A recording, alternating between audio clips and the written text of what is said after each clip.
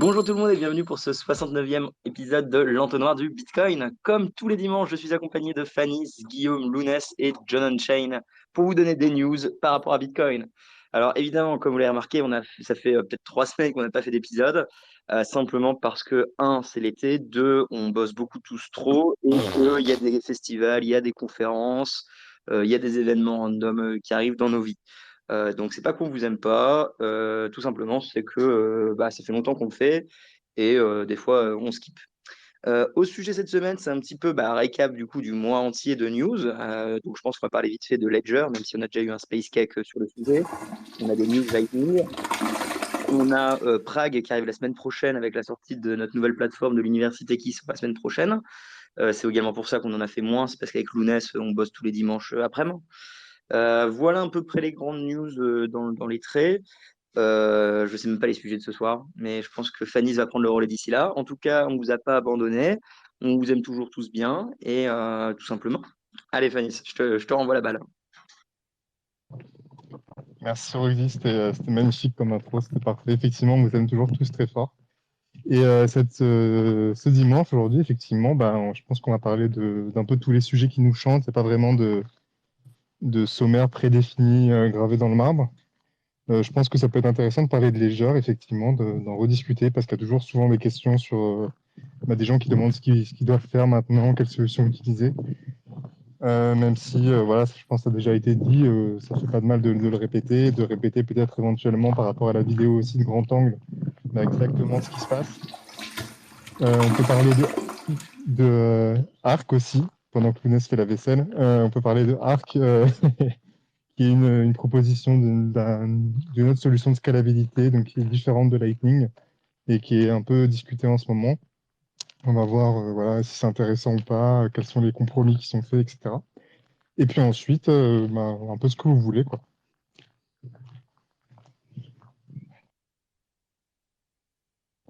Voilà, merci Lounès. Si ça vous va, du coup, comme petite présentation, je propose d'attaquer avec Ledger, peut-être, comme ça on évacue ce sujet-là.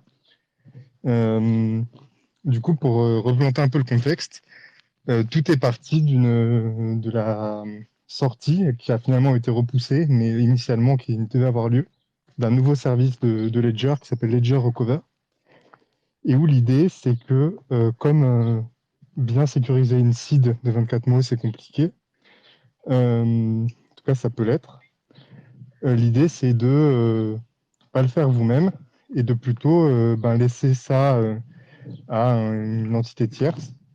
En l'occurrence, ce serait Ledger et deux autres entreprises qui vont avoir chacun une partie de l'acide qui est découpée de telle sorte que il faut seulement deux des entités, deux des bouts de l'acide pour pouvoir reconstituer l'acide entière. Et comme ça, l'idée, c'est que si jamais vous perdez votre Ledger et que vous n'avez pas votre backup, vous pouvez, en prouvant votre identité auprès de Ledger, récupérer sur un nouvel appareil Ledger votre seed initial et donc récupérer vos fonds finalement.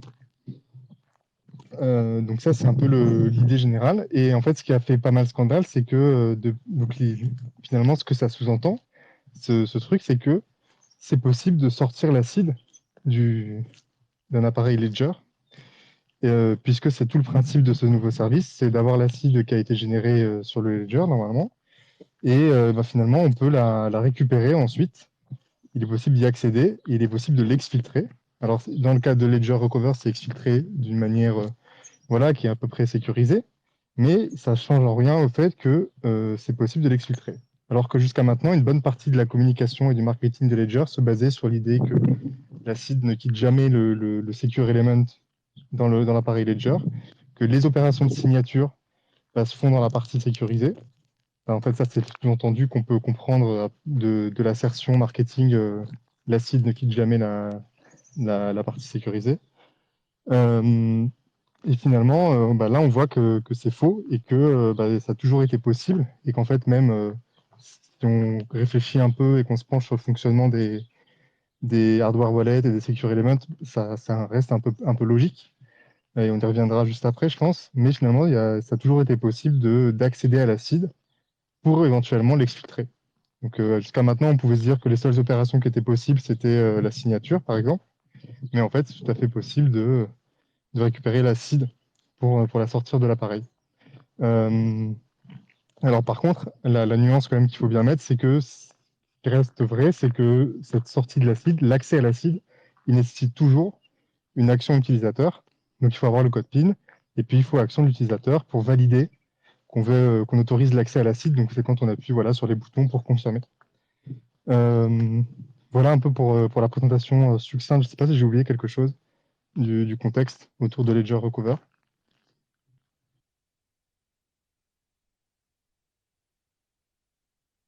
Ça me paraît bien, hein.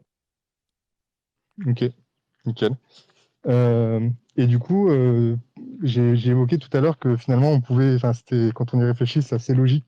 C'est tout simplement que, euh, en fait, il n'existe pas aujourd'hui de Secure Element qui permettent de faire nativement, donc vraiment dans la partie sécurisée de la puce, les opérations de signature qu'on a besoin de faire avec, quand on fait quelque chose dans Bitcoin. Donc en fait, c'est pour ça qu'à un moment donné, on a besoin nécessairement de sortir la clé privée de la partie extrêmement sécurisée de la puce, et on a besoin de la charger temporairement quelque part ailleurs pour juste faire l'opération de signature.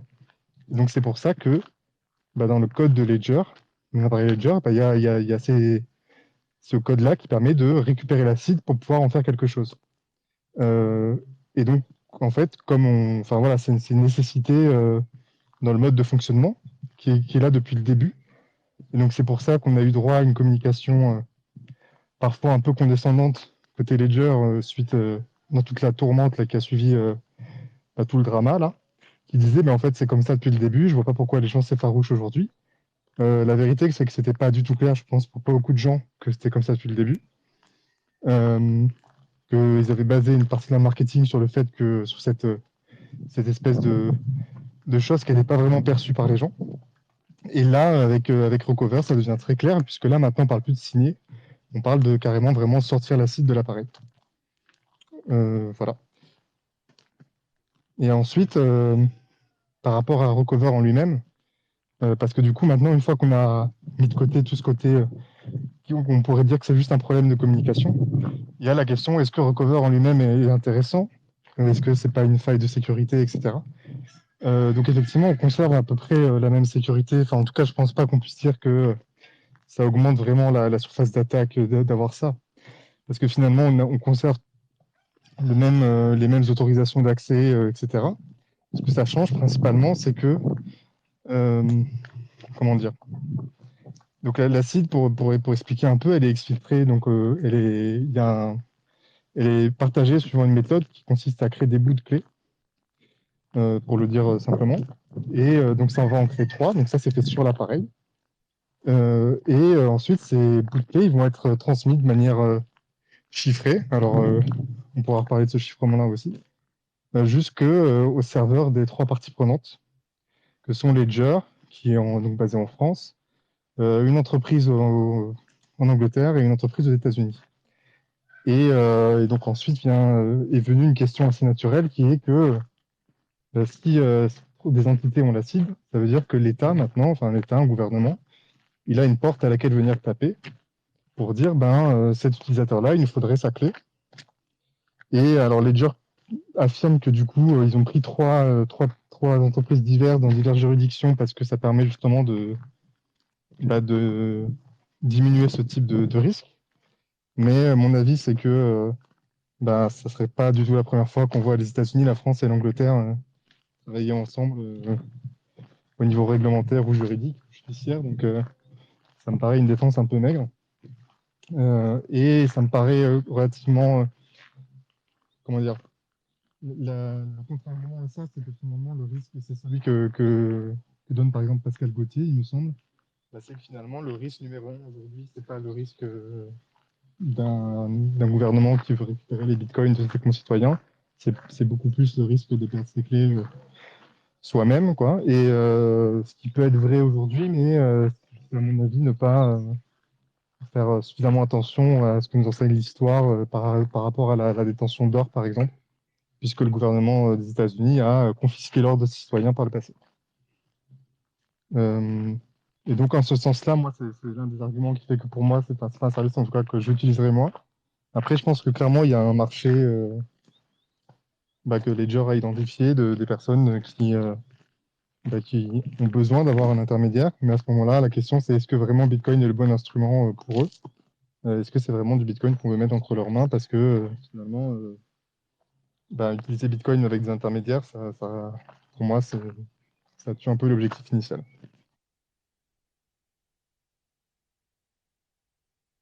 Non, t'as très bien résumé. Et ça peut même poser une autre question qui est qu'est-ce qui se passe dans 3 ans, 5 ans, quand d'un coup l'Europe oblige Ledger ou la France à que désormais toutes les futures Ledger aient de facto une fonctionnalité pour bloquer. Tu vois, on peut aller assez loin dans l'idée. Et le simple fait que maintenant on sache que c'est possible et que ce sera mis en place un jour ou un autre, soyons réalistes, la confiance envers Ledger, elle vient clairement de prendre un énorme coup. On peut aussi parler du fait quand même qu'ils sont extrêmement mauvais en gestion de crise et que, pour ceux qui se rappellent, au moment où c'est sorti, les tweets qu'ils balançaient avec le support Ledger, après ils ont été supprimés parce qu'ils disaient des trucs qui étaient faux pour essayer de calmer les gens. Après ils ont dû aller parler sur tous les plateaux. Concrètement, le résultat pour ceux qui suivent un petit peu moins notre industrie, c'est que Fondation, ils ont vendu 100% du stock qu'ils avaient. Bitbox, pareil. Je pense que Coldcard, quasiment pareil. SeedSigner, on a vu le tuto qui a fait 500 ou 600 vues de plus, alors qu'elle avait déjà pas beaucoup. Bref, en gros, tout le monde se dit, bon, en fait, peut-être que je devrais pas avoir que du Ledger. Et il y a également beaucoup de gens qui s'intéressent d'un coup à la passphrase. On a quand même beaucoup abordé, et surtout en plus Loïc est là, on a vraiment beaucoup abordé les passphrases, parce que ça permettait, entre guillemets, ou ça permettrait de mitiger un petit peu tout ça. Moi, je vous invite à ne pas utiliser que Ledger, parce que déjà, il y en a plein d'autres qui sont cool. Mais tout simplement. John, et puis ensuite Loïc, j'imagine que tu veux parler de passphrase, et John, vas-y. Ouais, vous m'entendez ou pas là? Ouais, Allô, ouais, on allô? t'entend. Ouais, Ouais, on ok, t'entend. d'accord. Ouais, j'entendais pas très bien Fanny, c'est toujours avec le problème de micro. Peut-être que je vais répéter ce qu'il disait, mais ça me tenait. Je vais me faire un peu la réflexion, mais avec cette histoire et les différentes réglementations qui vont être qui sont mises en œuvre, la question qui se pose, c'est est-ce que l'Europe, dans sa grande mansuétude de protection des consommateurs, voudrait pas s'inspirer en fait de ce que fait Ledger, mais en l'obligeant, parce que c'est bien connu que le législateur est toujours dans la finesse et l'appréciation des risques. Et du coup, en l'appliquant à Ledger, mais en fait à tous les constructeurs de wallet, dire demain, plus jamais de perte de fonds liés à la crypto. De toute façon, c'est trop compliqué pour le consommateur. Donc, chaque fournisseur doit fournir une solution de sauvegarde avec les assurances qui soient liées. Donc, ça serait la première étape. Et la deuxième, ce serait effectivement avoir la mainmise, de pouvoir bloquer les fonds, les fonds à terme. Ça, c'est vraiment un truc. Je crois que c'est un peu inspiré du trade de François Xavier, où il disait que le service en lui-même, il était, entre guillemets, il était plutôt neutre, mais que dans les fondements, il y avait quand même, ça ouvrait des nouveaux risques qui n'existaient pas jusqu'à maintenant. Donc, en effet, je m'interroge qu'à terme, il y ait des réglementations qui se poussent, même pour ceux qui, à la base, ne voulaient pas utiliser Ledger Recover. C'est qu'à terme, les constructeurs soient forcés d'utiliser ce type de service pour but de protection du consommateur. Et ouais, je confirme aussi, hein, c'est vraiment une catastrophe, la communication de Ledger. Et en plus, là, en gros, pour sauvegarder le truc, et en plus, c'est avec l'accord un peu des grands médias. Grand Trunk Crypto, on a un peu participé, mais en gros, soit c'est des maximalistes qui se soucient vachement des trucs, alors que le sujet, il n'est pas centré sur les maximalistes. Enfin, je comprends pas trop ce point. Et en fait, en gros, on est vraiment trop con pour comprendre comment ça fonctionne. Les critiques qu'on a émises, voilà, on est déçus vraiment pour un peu des débiles mentaux. Il y a des choses où en fait la communication nous a tous induits en erreur, et franchement, quand j'en parle autour de moi, même par vraiment des personnes que j'estime être vraiment ultra calées, il y a vraiment eu eu peut-être des erreurs où on a trop fait confiance, où on s'est un peu endormi sur la communication de Ledger et sur le modèle de menace réelle. Et ça fait vraiment chier quand tout ça a été un peu entretenu. Ça s'est institué un peu dans nos esprits. Hein. Et qu'à la fin, on dise, mais finalement, c'est soit la tech qui est trop compliquée pour nous, en fait, on est trop idiots. Enfin, voilà, c'est un peu la com qui a été validée, qui a été tamponnée aussi par les médias. Et franchement, je trouve que c'était un peu too much là. En plus de ça, il y avait déjà eu cette histoire de hack, etc., où en fait, finalement, c'était pas si grave, vous comprenez. Hein. Mais là, on passe vraiment à l'étape. Non, mais même les fameux experts, en fait, ils sont trop cons. Hein, voilà. Ça faisait vraiment chier. Clairement, on rappelle que l'Entonnoir est un média 100% indépendant. Ouais, c'est sous la bannière des coups Bitcoin, mais tout le monde peut dire ce qu'il veut. Et vous remarquerez qu'on n'a pas eu le droit à une super interview de Pascal Gauthier le soir même pour avoir une interview exclusive de règlement de compte. Ça a été d'autres médias crypto qui ont eu cette chance. Malheureusement, il n'a pas voulu venir parler avec nos experts à nous de façon libre. Et ça, c'est la nouvelle fonctionnalité de Twitter qui permet de faire des petites animations audio. Il y avait Loïc, puis après Guillaume. J'ai vu qu'il y a également Touchpoint, donc Jacques, qui est là pour parler. Vas-y, Loïc. Ouais, non, c'était juste pour dire que la passphrase, c'est pas non plus une solution magique. Le problème de base, c'est vraiment que le code, il est fermé et qu'on n'a pas accès au code, donc on ne sait pas ce qui est fait derrière. La passphrase, ça permet de résoudre certains problèmes, d'adresser certains risques, mais c'est pas la solution ultime, quoi. Ça permet pas de tout résoudre par rapport au fait que le code soit fermé. Et ensuite, qu'est-ce que je voulais dire? Ouais, je voulais dire aussi, Fanny, elle a dit quelque chose d'intéressant. Je pense qu'il y a vraiment un besoin au niveau de comment gérer la phrase de récupération en self-custody, puisque c'est vrai que bon, nous on est habitués, nous on se dit oui c'est facile à gérer, mais bon, les gens pour eux c'est pas forcément facile à gérer, c'est peut-être beaucoup de responsabilités. Donc le service Ledger Recover il est clairement pas adapté pour faire ça, mais ce qui est intéressant, j'ai écouté l'interview sur la ligne orange là, avec Kevin et Antoine, et ils parlaient qu'on pourrait faire peut-être avec Miniscript, avec Liana, qu'on pourrait faire une clé recovery qui serait gardée par un custodian, et par contre elle est time-locked. Et donc on peut la renouveler comme ça. Donc c'est un peu le même principe finalement que Ledger Recover, mis à part qu'on reste en full self-custody des fonds, puisqu'ils n'y ont pas accès tant qu'on renouvelle le time lock à temps. Donc ça pourrait être un compromis qui est vachement intéressant de faire ça, ou même pas forcément avec une société spécialisée, mais juste nous, d'avoir une clé recovery qui est quelque part un peu moins sécurisée. Voilà, je veux juste dire ça. Merci. Oui, c'est une super bonne remarque, effectivement. Sûrement que, en fait, finalement, c'est très. Enfin, partir directement comme l'a fait Ledger et dire là, on va aider au niveau recovery, c'est en ayant directement une fraction de l'acide.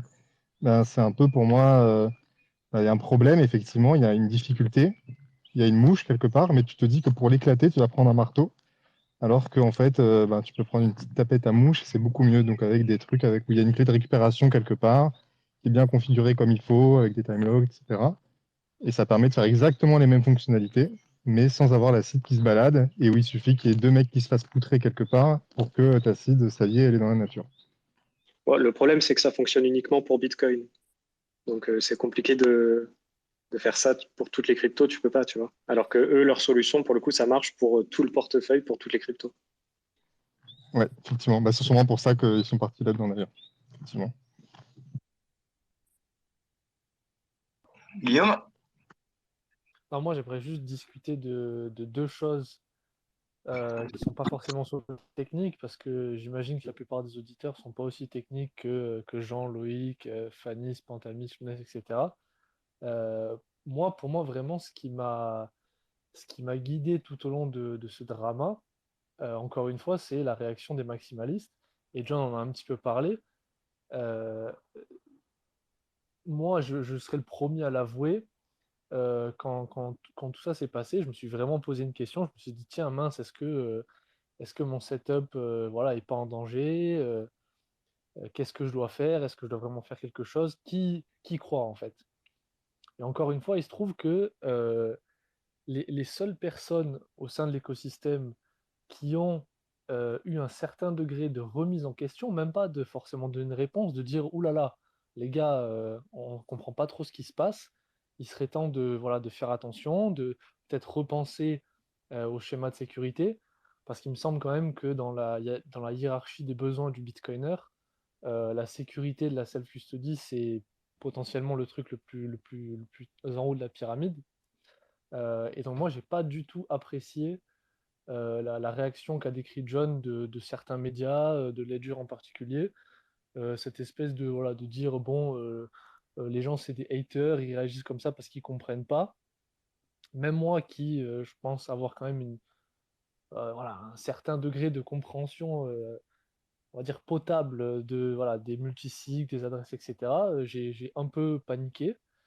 Et donc déjà, voilà, première chose, merci Roxy d'être resté, entre guillemets, vrai aux valeurs que je pense la plupart des bitcoiners français partagent. Parce que bon, j'avais fait un tweet, hein, mais c'était en mode, bon voilà, comme par hasard, en 24 heures, en 48 heures, tout le monde est venu à la rescousse de Ledger, sans forcément avoir de remise en question. Et malheureusement, encore une fois, c'est seulement les maximalistes qui se sont remis en question.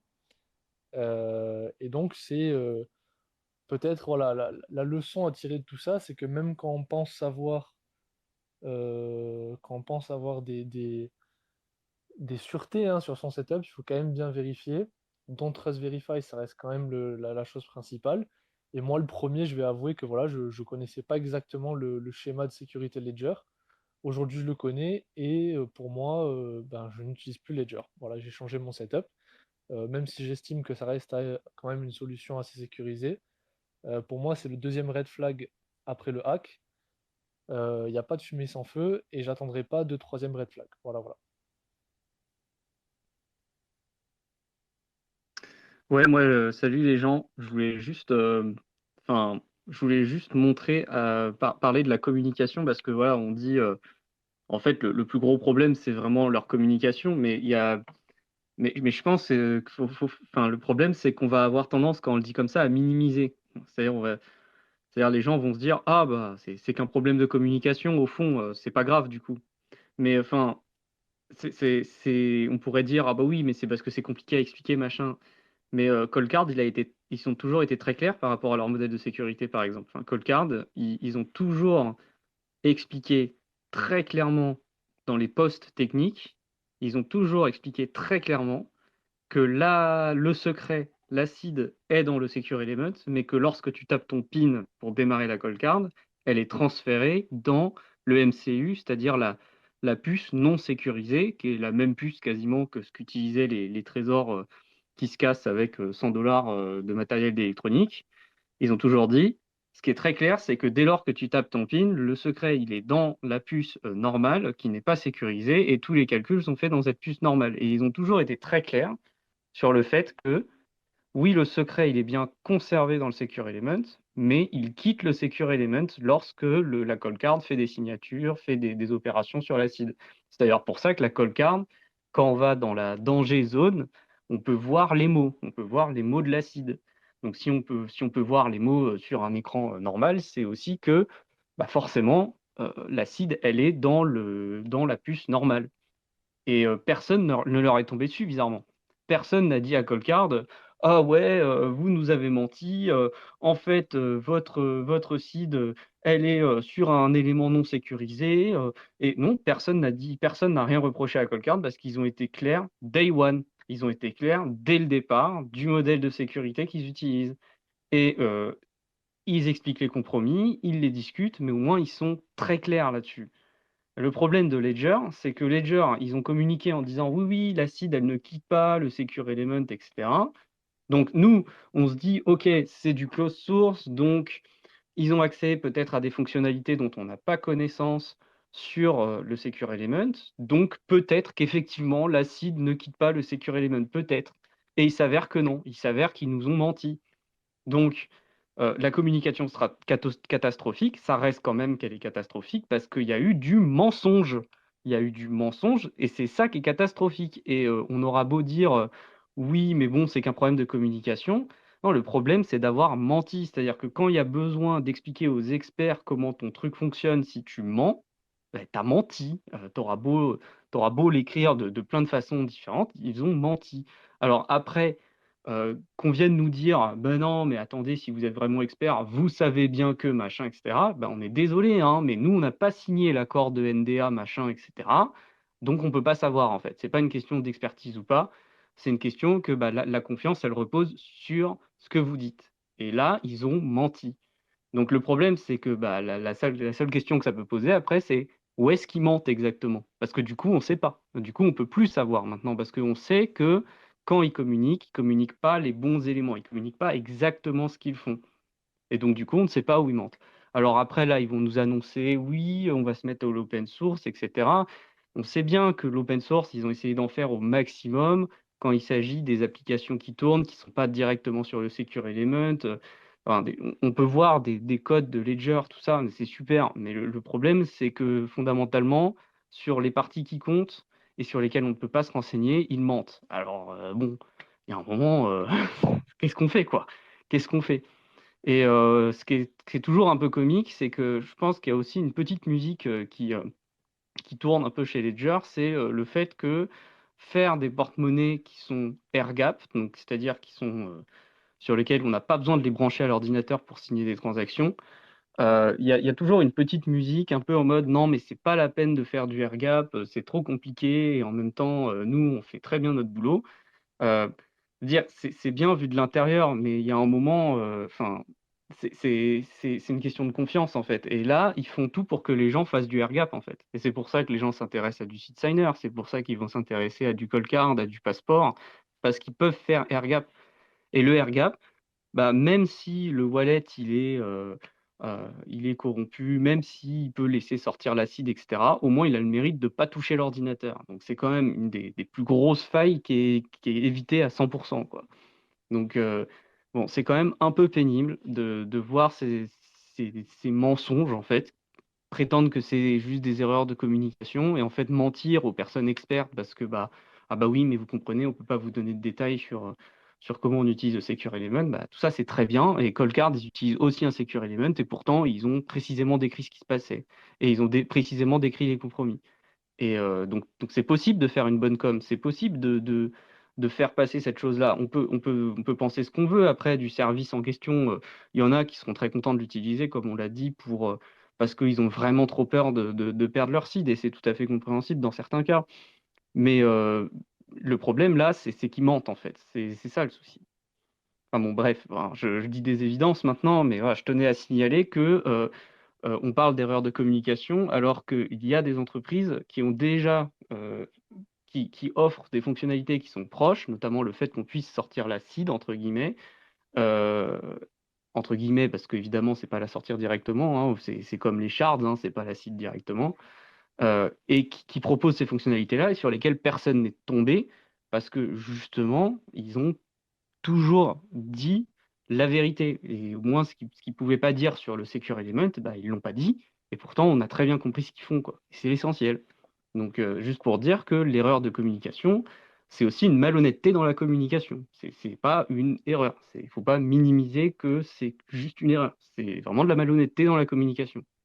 Voilà. Et alors, problème de communication de mon côté, DB va passer les 20 000 abonnés Twitter et les 10 000 abonnés YouTube. J'avais un giveaway de 3 ledgers gentiment offert par la communauté. Qu'est-ce que je fais? Alors, peut-être qu'on va laisser Loïc et Jacques avant, mais en gros, même au-delà de simplement nous, DB, on s'en fout du giveaway à la limite, c'est ce que les gens doivent changer. On a vu que Guillaume a dit qu'il changeait. Ça va être un vrai bordel de faire changer tout le monde quand beaucoup d'influenceurs parlent de Ledger depuis tout le temps et que c'est 90% du marché. Donc, à la limite, on peut se dire, bon, bah, par cette merde qu'ils ont foutue, par leur propre incompétence et mensonges, bah, il y a peut-être une grande partie du marché, enfin, pas une grande partie, mais il y aura une petite partie du marché qui va devenir plus résilient et qui va se remettre en question. Par rapport au giveaway, bah, du coup, je vais pas le faire, sauf si vous arrivez à me convaincre autrement, mais c'est un peu emmerdant la position, en règle générale. Si, Loïc, faut trouver des setups avec Yana, juste ouais, il y a peut-être des choses avec du multisig. Tu sais, pour mitiger les risques, en fait, dans l'absolu, ce serait pas délirant, mais que ce soit accompagné en disant qu'il y a ce setup-là qui est plutôt un bon setup. Donc, typiquement, il y en a pas. Par exemple, hein. Et là, pour le coup, ça pourrait avoir du sens, quoi. Ouais, on creusera plus tard. Salut, je voulais juste, moi je partage complètement le sentiment de Pantal, ce sentiment de trahison et Dieu sait si ça me fait chier de valider en moi que je me sens vraiment trahi, mais c'est pareil, c'est cette sensation qu'ils n'ont pas été intègres sur le coup. Et donc très ennuyeux aussi par rapport à l'onboarding parce que Ledger ça paraissait assez simple pour des novices. Et donc, pareil, nécessité à mon niveau de revoir mon setup.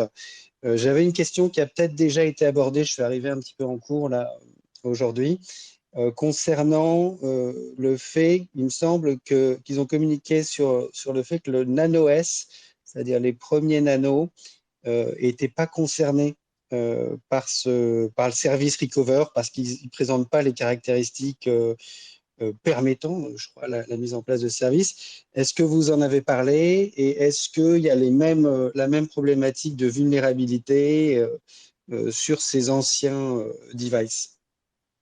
Ouais, c'est pas, pour répondre à ta question, c'est pas hyper clair.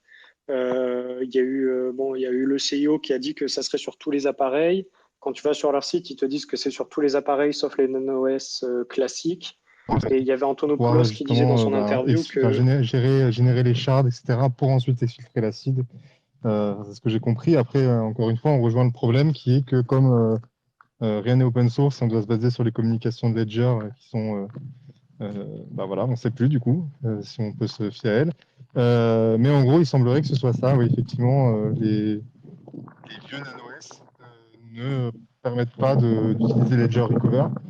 Et donc, par contre, je crois que les S+, et les X, oui.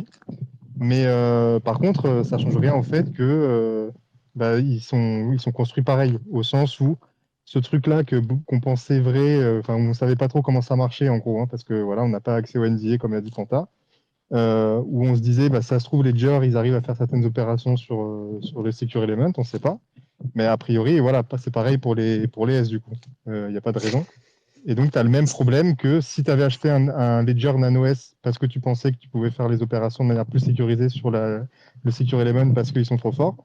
Là, pareil, en fait, non, ils t'ont dit n'importe quoi. Et c'est comme sur un code card où le machin, il sort du Secure Element quand tu mets ton PIN.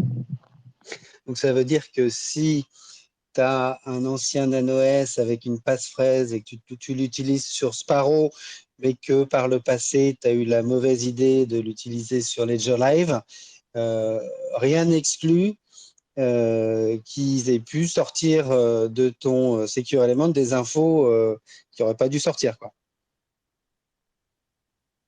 Est-ce qu'on a entendu ma réponse? Est-ce qu'on m'entend? Parce que j'ai l'impression que Fanny se répondait en même temps. J'ai entendu le Non, moi, début, je t'ai mais pas ensuite, entendu. ouais. Vas-y. Ouais. Ouais, non, mais c'était grosso modo pour dire comme Fanny. Mais le problème de base, c'est que le code est pas disponible, que ce soit Nano S classique, Nano S Plus ou les autres. Après, c'est sûr que la Nano S classique, elle est vachement limitée. C'est 300 kilooctets de mémoire flash et 10 kilooctets de RAM.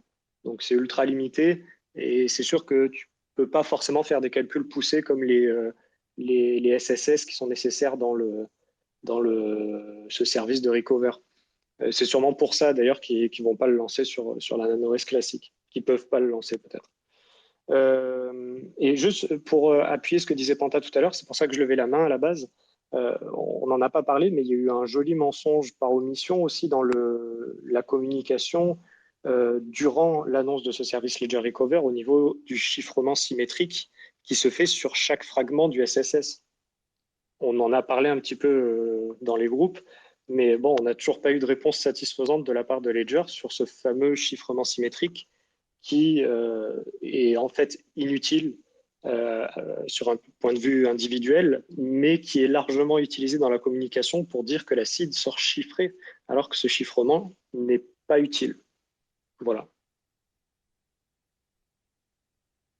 Ouais, justement, sur ça, Ce que je me demande, enfin, j'ai des réflexions là-dessus, mais évidemment, j'ai pas de réponse non plus. Mais tu nous avais évoqué l'hypothèse que c'est pour éviter une sorte de récupération de masse enfin, pour éviter qu'il y ait que les gens, enfin, qu'une personne qui a réussi, entre guillemets, à hacker le truc se mette à déchiffrer toutes les seeds à la chaîne sur son ordinateur, puis virer les fonds ailleurs, de manière extrêmement rapide, qu'il ait besoin de passer juste par un ledger pour à chaque fois reconstruire la seed et voler les fonds, donc histoire de le ralentir dans son attaque de masse. Toi, tu avais évoqué cette hypothèse-là. Et moi, l'autre hypothèse que j'avais, c'est qu'en fait, une partie des calculs que fait le Ledger, enfin, c'est qu'on s'attendrait à ce que le Secure Element fasse ces calculs, est en fait déporté ailleurs. Ça peut être soit déporté sur le firmware du device, soit déporté sur carrément l'ordinateur. Donc, par exemple, je crois que quand le Ledger affiche une adresse, une partie des calculs qui ont permis d'afficher l'adresse se fait sur l'ordinateur, mais c'est juste que ces calculs sont vérifiés par le ledger en permanence pour s'assurer que l'ordinateur fait bien les bons calculs. Enfin bon, bref. Tout ça pour dire que c'est possible qu'il y ait des choses dans le modèle de sécurité de Ledger qui impliquent qu'effectivement il y ait besoin de chiffrer en sortie le shards parce que sinon il y aurait moyen que, je sais pas, quelqu'un qui observe l'ordinateur en train de connecter au Ledger qui est en train de chiffrer, de sortir les shards, il aurait peut-être moyen de récupérer la valeur dans le process et du coup, ce serait pas tolérable. Donc, notamment quand il s'agit de chiffrer le shard avec la clé publique du custodien. Peut-être que cette opération-là, par exemple, se fait directement sur l'ordinateur et que le ledger, entre guillemets, vérifie que ce chiffrement se fait bien de la bonne façon avec la bonne clé publique, etc. Et que du coup, bah, si quelqu'un observe la mémoire de l'ordinateur sur lequel le ledger est connecté, il puisse récupérer le shards. Et donc, c'est quand même intéressant qu'il soit chiffré pour que. Mais enfin, c'est Mais une c'est de toute façon, hypothèse, mais c'est un même chiffrement ça, symétrique de c'est. toute manière. Ah, John, on t'entend En, mon micro. en fait, il y a les deux. Il y a Ouais. d'abord un chiffrement symétrique et après, ils ont leur fameux canaux sécurisés. Là, c'est le même truc qu'ils utilisent pour transmettre les firmware entre le custodien. C'est ce que tu expliquais, Pantin, en deuxième partie, quand tu parlais de la clé publique du custodien. Et là, oui, effectivement, ils doivent utiliser un truc. Ça doit être du CD, on ne sait pas évidemment, mais ça doit être du ECDH ou ça doit être un truc propre. Ils ont quand même des bons cryptographes là-bas. Mais effectivement, ce chiffrement symétrique, du coup, je ne comprends pas. Puisque même s'il y a un voleur qui observe l'ordi et qui arrive à accéder aux fragments chiffrés, symétriquement, on parle bien, ben en fait, il suffit que le voleur achète une ledger pour le déchiffrer. Ouais, je suis d'accord. C'est pour ça que c'est pas clair, tu vois. Je dis pas avoir l'explication. Je dis juste que bah, potentiellement, c'est peut-être utile justement parce qu'on ne sait pas exactement ce que fait le ledger en fait. Et c'est ça mon point. Donc c'est peut-être utile, peut-être qu'il faut vraiment qu'il y en ait un, mais juste on peut pas comprendre quoi.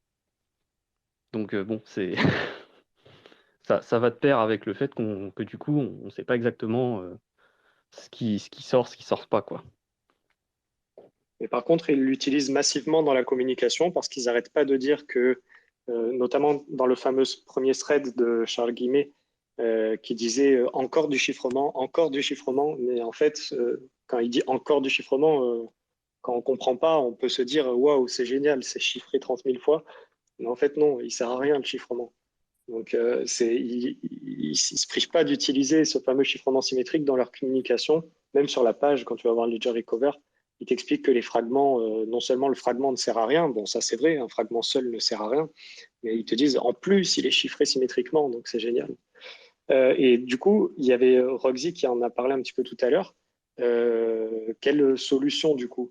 Est-ce qu'en France, aujourd'hui, on n'a pas un petit peu surévalué les besoins en termes de secure element, en termes d'attaque physique? Tu en avais parlé un petit peu, Panta, pendant le Space Cake, où forcément tout le monde a besoin. Est-ce que tout le monde a besoin d'avoir une ledger qui est ultra sécurisée pour les attaques physiques?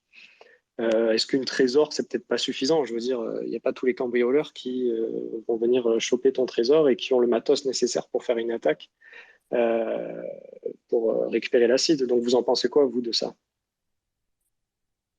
Après, moi, j'interviens juste pour dire, donc dans le Space Cake, on avait notamment détaillé qu'il y avait en fait deux axes sur lesquels on pouvait inscrire ce qu'on appelle les cold wallets. On a l'axe de la protection matérielle, donc tout ce qui est Secure Element pour sauvegarder la seed, pour la conserver proprement et de façon à ce qu'on ne puisse pas accéder à la seed autrement qu'en validant l'accès euh, à la partie sécurisée du matériel. Et on a l'axe de transaction, environnement de signature de transaction, enfin environnement d'exécution pour signer des transactions qui est de confiance. Donc, c'est-à-dire jouer le rôle de signeur, c'est-à-dire permettre de prendre la seed et de faire des signatures à notre place, en sachant que la machine sur laquelle on fait ces signatures n'est pas corrompue quoi, au moment où on la fait. Et du coup, on avait retrouvé qu'il y avait différentes approches, et notamment il y a les approches donc à la Ledger où justement on sauvegarde dans le Secure Element la seed. Et puis on a des approches à la seed signer où en fait le seed signer il a rien, il a littéralement rien. Quand on démarre le seed signer, il ne sait pas ce que c'est la seed, il va la demander justement. Et on va lui donner en flashant un QR code, un truc de ce genre-là, pour qu'il puisse ensuite juste signer. Donc il joue juste le rôle de signeur, mais il le fait sans être connecté à une machine.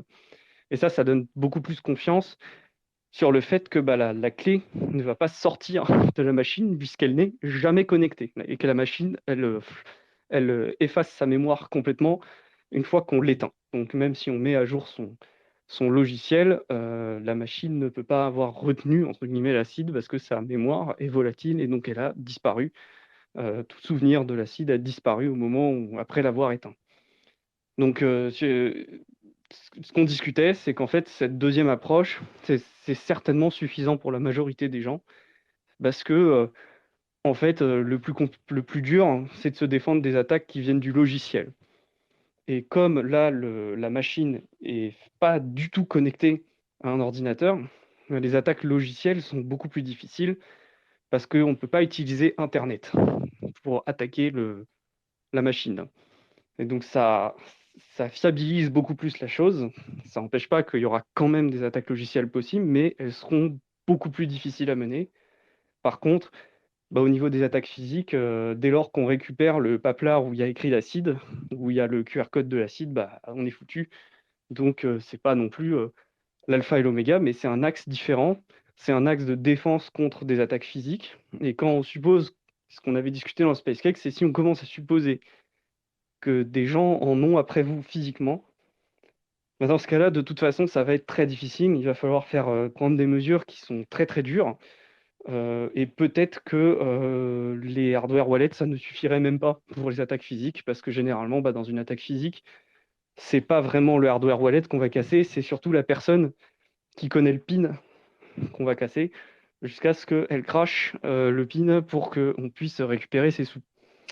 Donc voilà, donc peut-être qu'effectivement, il faut rediriger les gens plus vers des solutions air-gap, parce qu'au moins avec le air-gap, la garantie que la clé ne sortira pas, elle vient principalement du fait que le wallet en lui-même ne possède pas la clé, quoi. Le signeur, qui n'est plus vraiment du coup un wallet, mais juste un signeur, il ne possède pas la clé. Après, c'est difficile de conseiller les gens parce qu'ils pensent aux attaques physiques dans leur tête aussi, et ils n'ont pas tort d'y penser, mais voilà, c'est peut-être que c'est une meilleure solution de vendre ça, quoi. Ouais, alors j'en profite du coup, vu que il y a des vidéos à tout le bazar. Si jamais vous voulez me positionner, on a des tutos SeedSigner qu'on a fait avec Lounès, et également le plus important, c'est la vie privée. Donc s'il vous plaît, essayez peut-être de mixer, faites attention à votre gestion du TXO, essayez de ne pas dire vous avez combien, parce que si on sait vous avez combien, c'est beaucoup plus simple de vous prendre ce montant. Alors je sais que c'est des pratiques à apprendre, mais encore une fois, ça fait 2 ans qu'on essaie de vous accompagner. Il y a assez de ressources, il y a une université qui peut vous accompagner. Donc, si vous êtes pas dans notre milieu de maximalisme, mais Bitcoin vous a fait réfléchir, Ledger vous a fait réfléchir à votre sécurité, on vous accompagne petit à petit. Je pense que Fanny voulait parler. Et moi, j'avais une question pour tout le monde. C'est est-ce que vous avez regardé un peu les médias américains? Qu'est-ce que eux ils disaient? Parce que j'avoue que j'ai plus trop le temps d'écouter des podcasteurs américains. Et je me demandais si tous ces gens-là, ils ont fait leur job de maximaliste et ils ont prévenu, ou est-ce que ils n'ont pas forcément communiqué? Je serais curieux si des gens ont des feedbacks de comment ça s'est passé ailleurs chez tous les gros influenceurs que je ne vais pas citer, mais que vous connaissez, internationaux. Et Fanny, tu avais sûrement une autre question. Mais voilà. Ouais, non, bah, du coup, moi, j'ai pas regardé un peu, à part la communication des boîtes canadiennes, etc., qui vendent des signeurs, donc genre la Coldcard Foundation, etc. J'ai pas regardé effectivement outre-Atlantique ce que ça disait. Mais non, je voulais revenir sur ce que disait Panta, parce qu'effectivement, donc ce que tu dis, Panta, c'est que sur les signeurs air-gap et stateless, donc où l'acide, elle est effacée de la mémoire quand tu éteins le machin, quand tu éteins l'appareil. Du coup, ça veut dire que tu conserves l'acide dans un autre format. Donc, par exemple, c'est un QR code sur un papier, quelque chose que tu vas scanner avec le seed signer, par exemple. Ça peut être aussi il y a des choses comme le Bitbox ou comme le Coldcard qui permettent de la stocker dans une carte SD. Euh, et donc ça, c'est la problématique, c'est que quelqu'un qui met la main du coup sur le papier avec le QR code, par exemple, met la main sur l'acide directement. Alors qu'avec un ledger, effectivement, il faut qu'il récupère le PIN. Sauf que, en fait, Ledger, ils te disent qu'ils sont vachement super forts, ils ont une super sécurité physique et que c'est pas possible de craquer leur appareil. Mais d'un autre côté, la première chose qu'ils te font faire, c'est prendre tes 24 mots et les mettre sur un bout de papier en te disant de le mettre quelque part à l'abri chez toi. Et à mon avis, globalement, c'est quand même une bonne pratique si tu as un seul ledger, par exemple. Parce que bah, voilà, il faut backup sa seed. Il ne faut pas se dire non, je backup pas ma seed sur un autre support comme mon ledger parce que ça fait une surface d'attaque supplémentaire. On n'est pas à l'abri que le ledger il soit capote un jour pour une raison ou une autre. Et donc finalement, ça fait un peu relativiser, je trouve, le côté sécurité physique du ledger, puisque de toute façon, suivant ton setup, tu as certain besoin de backup l'acide d'une autre manière. Et donc souvent, c'est sur un bout de papier ou sur une plaque en métal. Et ce qui fait du coup, ce qui amène de l'eau au moulin, je trouve, des solutions air-gap stateless, où en fait, finalement, du coup, tu as juste à bien sécuriser ta seed, que ce soit format QR code ou un truc comme ça. Et voilà, et tu as fait le travail, quoi. Parce que de toute façon, elle n'est pas sur ton hardware wallet. Et pour répondre aussi aux questions, qu'est-ce qu'il faut faire, du coup, quel est le meilleur truc? Moi, je pense qu'aussi les approches multi-signatures dont parlait John, je crois, à un moment, où tu mixes les appareils. Donc, tu vas avoir un ledger, tu vas avoir un seed signer, tu vas avoir une cold card. C'est pas mal parce que ça permet d'avoir les forces et faiblesses des différentes solutions.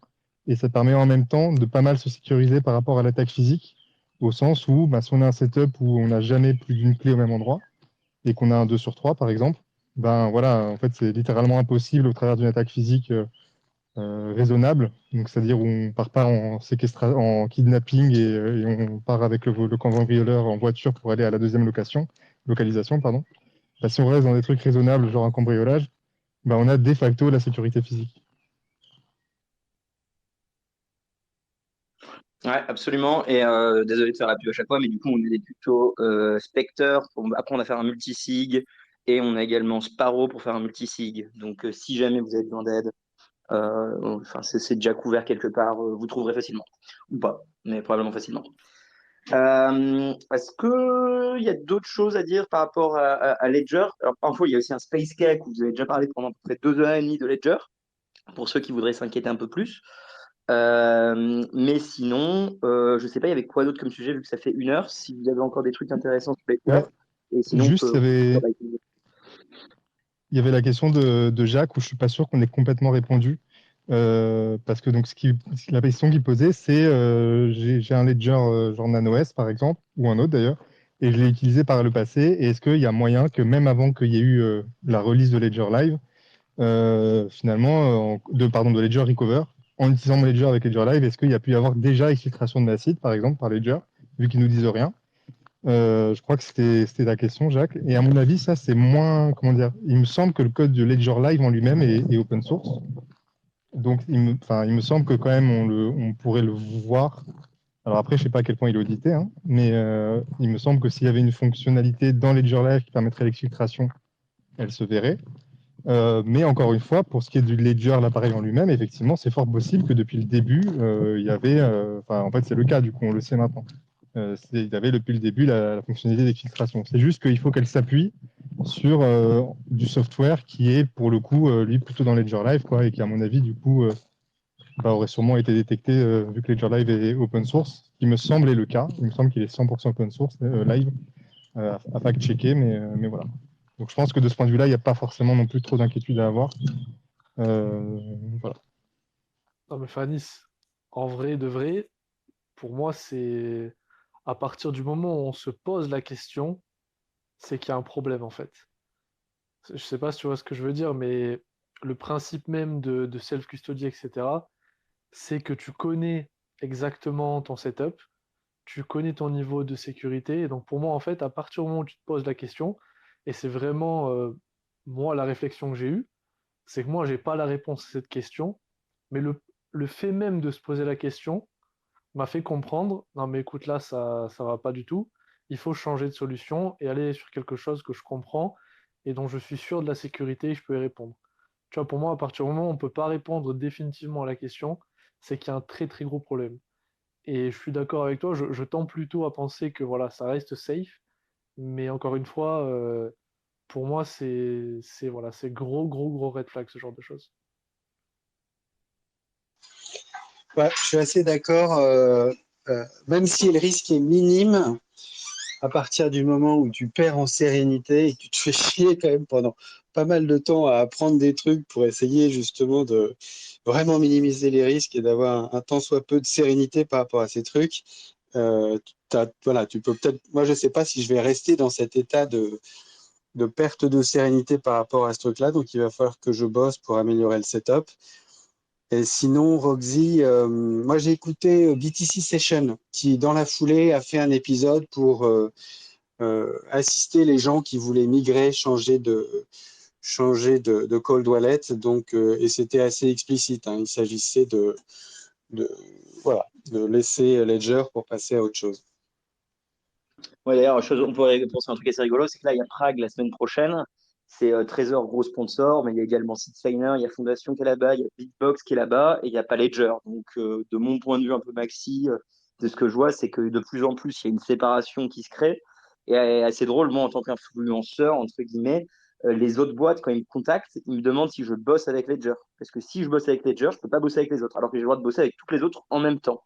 Donc, ça ne m'étonnerait pas qu'il y a vraiment un split qui se fasse et un peu de ledger au bûcher. Il y a un petit peu de ça chez les Maxi plus Maxi US. Voilà, je sais pas si, voilà, si vous voulez changer. Il y avait quoi d'autre comme news, Fanny, parce que ça fait quand même 3 semaines. Il y avait des gens qui voulaient parler de Arc aussi. On peut effectivement en dire 2 mots, même si c'est encore très, c'est très neuf comme sujet. Après, je sais pas s'il y avait d'autres news très importantes. Effectivement, ça fait 3 semaines, donc il y a sûrement d'autres sujets, d'autres choses qui sont Satoshi est de passées. retour. Satoshi est de retour. Ah oui, bon, ça, franchement, je le mettrai pas dans les news importantes, voilà, mais c'est juste effectivement, si vous voyez ça passer, il y a quelqu'un qui a envoyé un mail sur la mailing list des développeurs Lightning en se faisant, enfin depuis l'une des anciennes adresses mail de Satoshi, donc en disant que oula, c'est Satoshi, je suis revenu, bravo pour Lightning, c'est super. Sauf que évidemment, bon bah c'est quasiment certain, pour pas dire certain, voilà que c'est un fake, hein. Il y a plusieurs indices, notamment bah, il y a la clé PGP qui est utilisée pour signer le mail, bah, elle a une semaine, même pas. Donc voilà, ça permet pas du tout de démontrer qu'il s'agit bien de Satoshi. Euh, Ensuite, là, il met une adresse Lightning qui en fait et du coup c'est Satoshi alors je sais plus ce que c'est, je sais même plus ce que c'est le mail, mais donc voilà le fameux mail de Satoshi, voilà, Vista le mail Vision, historique de un truc comme Satoshi. ça, là. Pardon? C'est Vista Vision ou équivalent. C'est pas Vistomail, ouais, je sais plus Ouais, exactement. Vistomail, ouais, je crois. C'est ça, Ok. donc satoshi@vistomail.com. Et en fait, quand on essaye de payer, on se rend compte que c'est juste un proxy, mais que derrière, l'adresse, c'est une adresse getalbi.com. Parce que donc, c'est possible en hébergeant, c'est possible de référencer l'adresse en getalbi.com sur le site vistomail.com. Et donc, du coup, d'un œil extérieur, au premier regard, on dirait qu'on paye bien un truc qui est hébergé complètement sur vistomail.com. Mais en fait, c'est une getalbi.com, ce qui me paraît être bizarre s'il s'agit bien de Satoshi. Je pense qu'il aurait pris le temps de mettre un serveur LNURL sur son infra, quoi. Enfin voilà, bon, c'était juste pour voilà, on a un nouveau scammer in town. À mon avis, en plus, je sais pas trop comment ce mail est passé. Je sais pas s'il y a de la modération sur la liste Lightning Dev. Je sais qu'il y a il y a un sujet en ce moment sur la modération de la mailing list Bitcoin Dev. Alors je sais pas si c'est pas un peu aussi les modos qui se disent que ça les fait chier parce qu'ils bossent à modérer les listes depuis des années gratuitement et là ils se sont dit qu'ils allaient commencer à laisser passer les choses pour qu'on se rende compte qu'en fait ils font un travail qui est utile. Voilà. Mais donc c'était la non-news du jour. Satoshi est revenu et il adore le Lightning Network.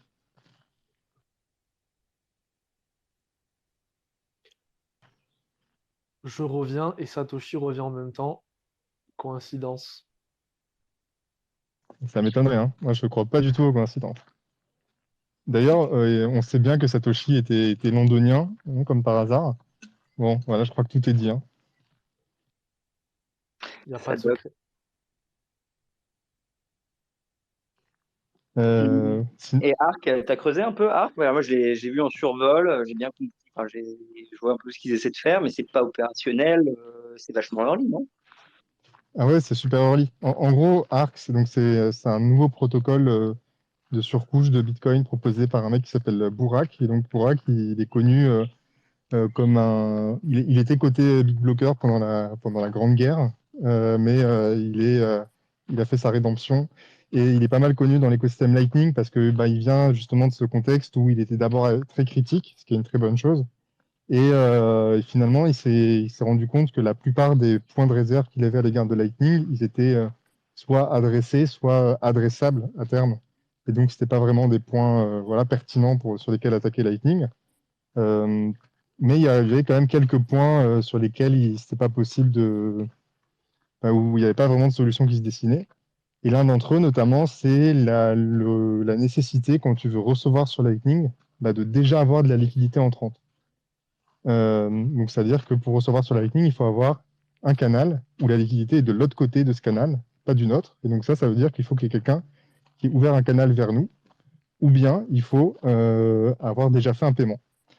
Et puis on peut aussi avoir, maintenant on peut avoir les canaux qui sont dual funded, donc avec où les deux parties prenantes mettent des fonds quand elles ouvrent un canal, ce qui permet aussi de partiellement pallier ce problème. Mais effectivement, il y a un certain problème du X de ce point de vue-là. Et en gros, Burak, il a essayé de le régler. Donc à la base, son projet, c'était de faire un nouveau wallet Lightning qui permettrait de régler ce problème-là et d'autres problèmes en même temps. Et en fait, quand il a essayé de faire ça, il a réussi à régler tous les problèmes quasiment, sauf celui-là où vraiment il se cassait les dents et il a fini par se rendre compte que c'était pas possible en fait. A priori, enfin, donc on n'a pas encore trouvé comment sinon. Et donc il a décidé de pivoter et de partir sur un nouveau type de layer 2 complètement. Et donc c'est là qu'il a commencé à travailler sur Arc. Et l'idée de Arc, en gros, c'est que on n'est plus du tout sur un réseau de canaux de paiement, etc. C'est quelque chose de complètement différent. Et on va plutôt avoir quelque chose qui ressemble à une espèce de pool du TXO qui sont dans la surcouche au-dessus de Bitcoin, qui est donc dans le truc qui s'appelle Arc. Et cette surcouche-là, toutes ces UTXO-là, entre guillemets, euh, elles sont coin-joinées en permanence, mais en off-chain. Et on s'échange ces espèces d'UTXO virtuels entre nous au sein de ces rounds de CoinJoin. Et donc, la propriété de ces UTXO virtuels change au fur et à mesure, donc toutes les 5 secondes, par exemple.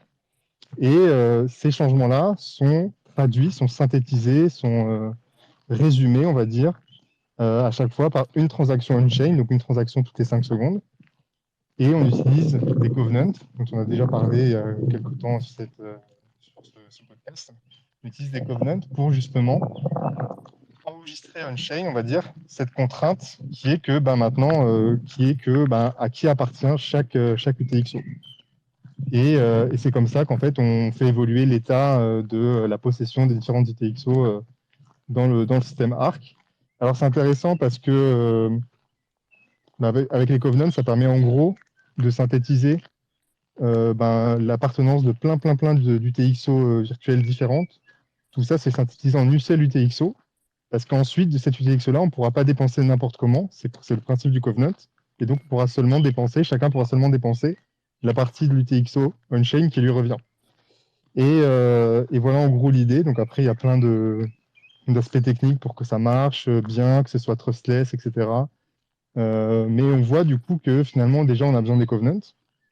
Donc on n'y est pas. Donc par exemple, on aurait besoin de soit any prevout, soit check template verify. Donc c'était la proposition de Jérémy Rubin qu'on n'a pas. En plus, ces deux améliorations, et notamment any prevout, si on les avait, eh ben, ça ferait un Lightning Network qui serait déjà aussi beaucoup mieux. Donc finalement, l'un des prérequis pour avoir Arc permet d'améliorer grandement Lightning. Et ensuite, moi j'ai aussi des réserves, enfin pas mal de gens, c'est pas moi qui suis ingénieur, mais sur est-ce que Arc permet vraiment d'avoir par exemple moins d'impact on-chain? Parce que donc je rappelle que Arc, du coup, forcément on a des coinjoins en permanence off-chain, donc ça veut dire qu'il y a un coordinateur. Ces coordinateurs-là s'appellent des Arc Service Providers, les ASP. Et en gros, l'idée c'est que un ASP, il a plein d'utilisateurs. C'est un peu comme dans les mints eCash. Et pour chaque ASP, il ferait du coup une transaction toutes les 5 secondes pour ancrer, entre guillemets, le nouvel état de son L2 à lui. Et donc, on aurait 5 transactions Bitcoin par seconde par ASP. Et donc, ça peut faire quand même un impact on-chain assez important. Et ensuite, il y a le problème de l'instantanéité des transactions. Ça, c'est vraiment l'une des killer features de Lightning pour moi. C'est que je peux avoir du settlement instantané et quand même trustless, quoi. Sur Arc, pour le coup, en fait, on reste dépendant, si on veut vraiment du trustless, des confirmations on-chain. Donc, c'est-à-dire que si vraiment je veux être sûr que l'UTXO virtuelle que j'ai reçue dans Arc, elle est bien à moi, le seul moyen d'en être vraiment sûr, c'est d'attendre une confirmation on-chain, donc d'attendre au moins 10 minutes. Alors, et donc ça, Bourag, bien entendu, il le sait très bien, il le reconnaît. Et donc lui, il a une phrase qui est assez intéressante pour décrire ça, c'est que sur Arc, on a une availability, donc un accès qui est immédiat à ces UTXO virtuels. Et par contre, la finalité, elle est pas immédiate, elle arrive dans une dizaine de minutes. Donc ça veut dire qu'en gros, quand je reçois une UTXO virtuelle sur Arc, je peux l'utiliser directement. Donc je peux l'envoyer à quelqu'un d'autre sur Arc. Je peux l'utiliser pour envoyer un paiement Lightning parce que en gros, il y a une interopérabilité avec Lightning. Donc je peux, en passant par mon Arc Service Provider, envoyer un paiement Lightning. Et donc ça va consommer mon UTXO virtuel. Et donc comme ça, j'ai plus à m'en soucier parce que finalement, moi, je l'ai utilisé pour payer. Donc c'est plus très grave si je me fais double spend vu que c'est plus à moi de toute façon. Donc je peux l'utiliser immédiatement. Mais si en fait je veux la conserver, ben là du coup, il faut que je l'attende un peu pour être vraiment sûr de bien l'avoir. Voilà, je ne sais pas si d'autres gens ont envie d'ajouter d'autres choses, mais en gros, c'était mon résumé En vrai, de Arc. c'est un super bon résumé. Bourak dit aussi que lui, il voit sa solution comme complémentaire à Lightning et pas comme quelque chose qui va forcément venir en concurrence. Et en vrai, je trouve que c'est une assez bonne manière de présenter les choses. Euh, Moi, vraiment, ce qui m'a intéressé dans la manière dont il présente Arc, c'est qu'il propose surtout, en fait, euh, de, d'abstract toute la complexité potentiellement des utilisateurs de Lightning. Et toute cette complexité-là dans Arc, elle est avec les Arc Service Provider, donc les ASP. Et donc, en fait, même si potentiellement il y aura un petit peu cet aspect centralisé au niveau des ASP, parce qu'il faut quand même avoir un énorme nombre d'inputs du TXO pour être un large ASP. On trade un petit peu de complexité pour de l'usabilité et donc potentiellement une solution qui pourrait se répandre plus facilement chez les normies, on va dire. Et à côté, tu aurais quand même Lightning qui pourrait être utilisé, et comme tu l'as dit, les deux sont interopérables. Donc finalement, ça me semble être un compromis acceptable, surtout quand on part du principe que finalement même Lightning sera jamais vraiment décentralisé au sens où les bitcoiners aiment l'entendre. C'est plutôt un système distribué où à terme la liquidité sera forcément répartie entre quelques nodes qui seront les plus efficientes. Donc globalement, je trouve ça assez intéressant. Et, après, comme tu l'as dit, Fafa, maintenant la question qu'on attend tous potentiellement depuis 2 ans, c'est quand est-ce qu'on se met d'accord sur les covenants? Et si on se met d'accord, lequel on active? Est-ce qu'on active les deux? Voilà. Ouais, moi, de ce que j'ai compris de Arc, globalement, enfin, je trouve que c'est intéressant de se rappeler que Bourak, il était du Big Blocker Camp, parce que quelque part, les Big Blockers, ils ont souvent aussi ce côté de dire les transactions avec zéro confirmation sont safe. Il y a, il y a souvent eu cet argument, enfin, pour les gens qui ont suivi un peu des. Enfin, j'ai déjà traîné sur des forums plus à la Bitcoin Cash ou des choses comme ça pour voir ce qui se dit, et ils disent souvent que il n'y a pas besoin de Lightning parce que bah, quelque part, le zéro conf, c'est safe. Alors évidemment, c'est pas safe, mais en fait, si on regarde un peu la solution Arc de Bourak, bah, finalement, c'est une sorte de manière de faire en sorte que le risque de double dépense sur les zéro conf, il soit déporté sur un service provider. En fait, dans ce que tu dis, Fanny, sur le fait que bah, il peut y avoir une double dépense et donc il faut attendre la confirmation pour la finalité, c'est vrai, mais la double dépense, la différence, c'est elle ne peut pas venir de celui qui a envoyé les fonds. Cette double dépense qui pourrait éventuellement nous impacter, elle doit venir du service provider. Et disons que, bon, après, voilà, c'est un compromis.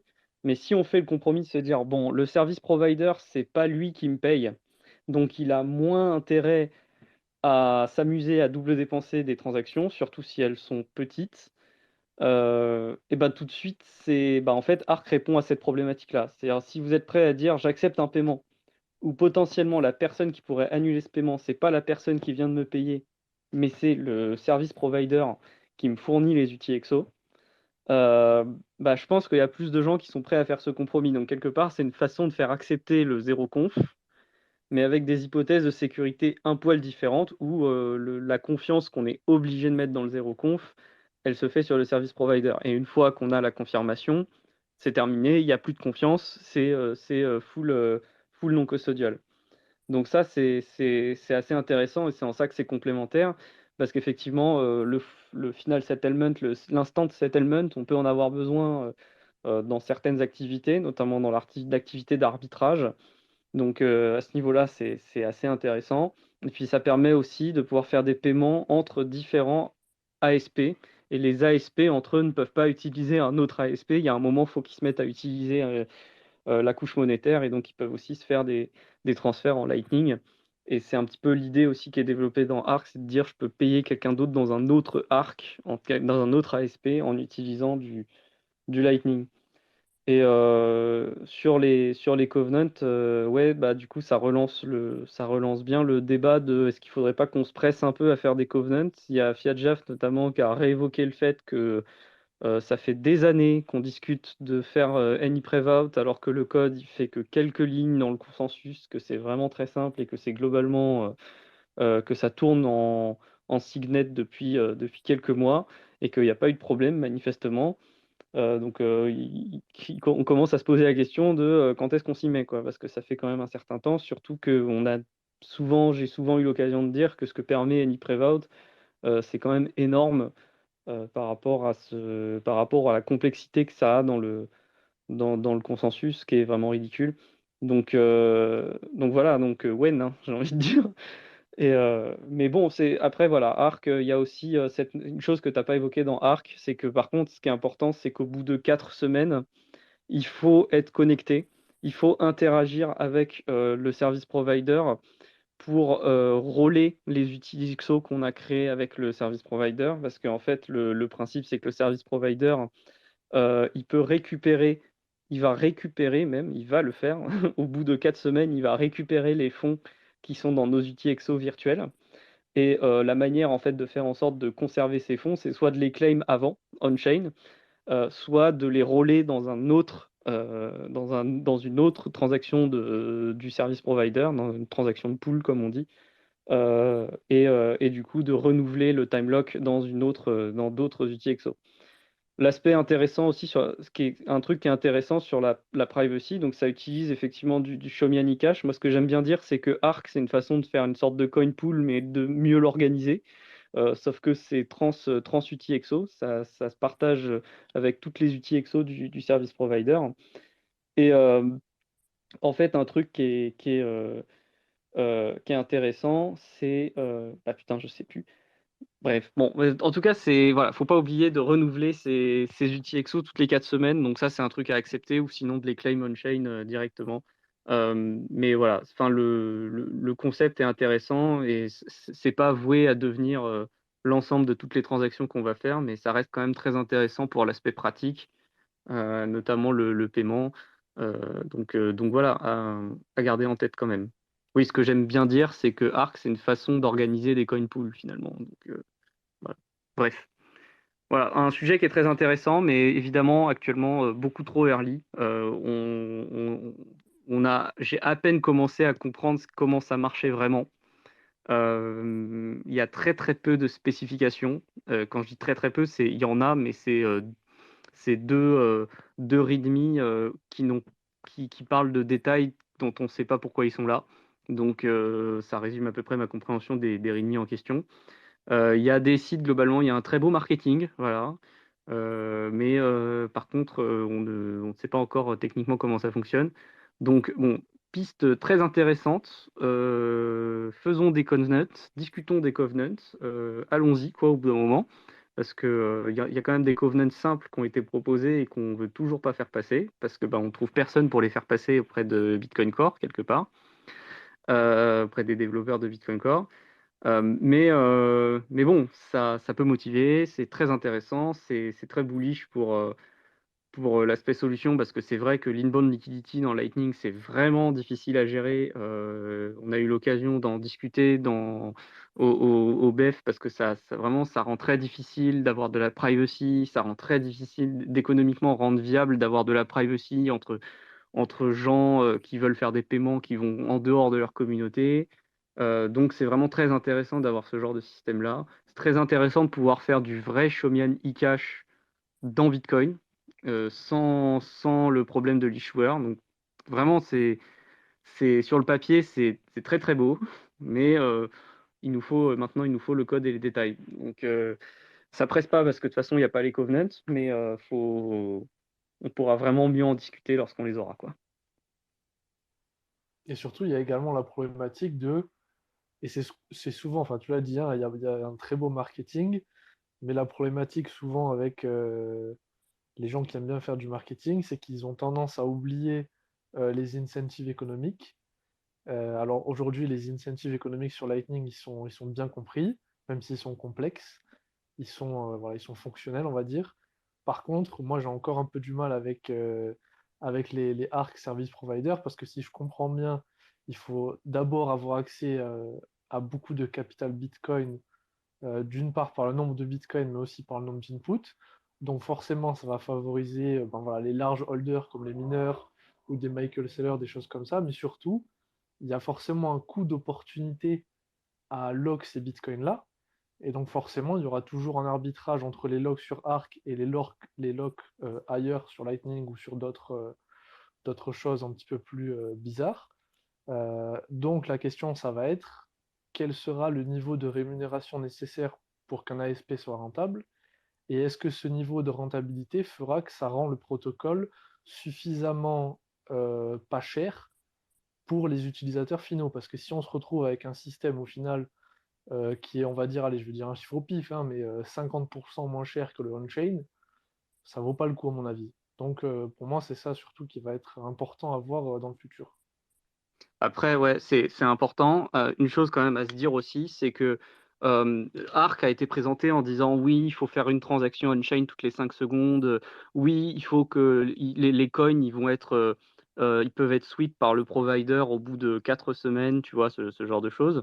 Mais en fait, ça, c'est des critères qui peuvent être ajustés. Enfin, y a pas de raison qu'on puisse pas les ajuster. C'est-à-dire, en fait, le service provider, son besoin de liquidité, il va en gros dépendre du temps de lock et du nombre de transactions qu'il propose, et donc in fine du volume qu'il va traiter avec ses utilisateurs pendant des périodes de 4 semaines, quelque part, si on considère qu'il prend la valeur par défaut de 4 semaines. Donc après, des personnes qui voudraient faire des ASP qui sont entre guillemets moins gros parce qu'ils ont moins de fonds, ils pourraient très bien dire bon bah moi je suis un ASP totalement non KYC, tu vois, genre full fait du mixage avec mon ASP, tu vois. Par contre, le temps de lock, c'est pas 4 semaines, c'est genre une semaine. Donc, genre, tu peux l'utiliser pour recevoir de l'argent, te renvoyer de l'argent avec du Show Me Any Cash et tout ça. Par contre, au bout d'une semaine, le service provider, il sweep les fonds, donc il faut que tu aies fait des rotations une fois par semaine. Donc, on peut réfléchir à des service providers qui spin up les fonds, qui les sweep le plus régulièrement parce qu'ils répondent à un besoin différent.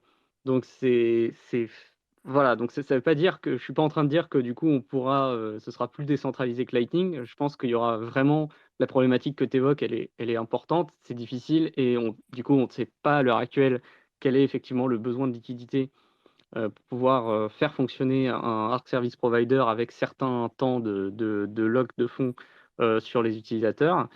Mais voilà, il faut quand même se dire que c'est un protocole qui peut avoir une certaine flexibilité quand même au niveau des paramètres de performance, quelque part, entre guillemets, mais qui reste extrêmement intéressant parce que finalement, c'est c'est pour ça que j'aime bien dire c'est pour ça que je disais, comme je disais au début, qu'il faut le présenter peut-être comme une manière de changer les hypothèses de sécurité du zéro conf. In fine, si par exemple le service provider il te dit, moi je peux récupérer les fonds au bout d'une semaine, bah ce qui compte, c'est juste que toi, la personne qui voulait te payer, elle a pu te payer. Et toi, tu n'auras pas forcément de problème à te reconnecter au Arc dans la semaine pour pouvoir sweep les fonds ailleurs, tu vois.